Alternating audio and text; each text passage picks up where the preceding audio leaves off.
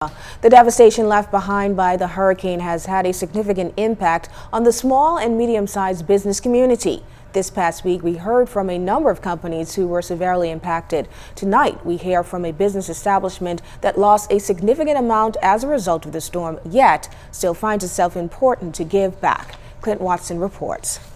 Bahama Striping Group of Companies is the latest business to have been significantly impacted by the rage of Hurricane Matthew. Our roof was breached, and obviously that led to flooding, wind damage. All of the ceiling was ripped out.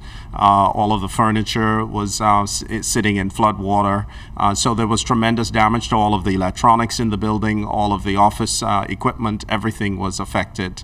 This has been a tremendous setback for us as a company. Company executive Alan Albury says because of the lack of opportunities in the road striping industry, these have been challenging times, and the damage has caused a major crisis for the company. Our operations has been significantly scaled back, and it's to the point where our building is almost probably about 85% uninhabitable in terms of our ability to operate, and so we're on a skeleton crew as it stands now, and obviously to affect the works and the repairs that have to go on, we're going to have to depopulate the building to allow the contractors to do what they have to do to bring the building back online.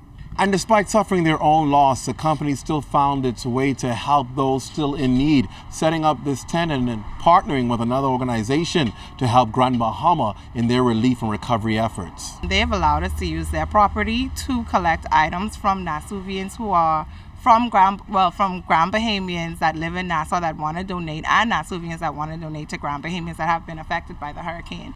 That's Davina Rutherford of Grand Bahama United. They're collecting baby items, clothing, and water to ship to Grand Bahama. Bahama Striping has already donated food items and water. And if you can't make it to the Bahama Striping, there's still a way to donate with an incentive attached to it. Persons can go to Milo Butler Investments. A list has been created for of hurricane items that they can go and purchase at a discounted rate. So we'd like to thank Milo Butler Investments for that. And once the items have been collected, they will leave them there and they will ship them to Grand Bahama to be distributed to the families there. And even though things are extremely tough for us, we have to be our brothers keeper, and we have to step up to the plate and help one another. So, it's a no-brainer for me and the company where we can to lend helping out. President of Bahama Striping, Ontario Mitchell, says even with their loss, he remains grateful. I immediately went back to think, it's almost just like starting all over again. It's a fairly new building. They've been in the building 2 years now, and this is actually the first hurricane that the building and actually the company went through. And I was still thankful because at least we still have a building. Some people don't even have a building. And with the true indomitable spirit that Prime Minister Christie talks about, Bahama Striping says they'll not even let Matthew stop them from moving forward. Clint Watson, ZNS Network News.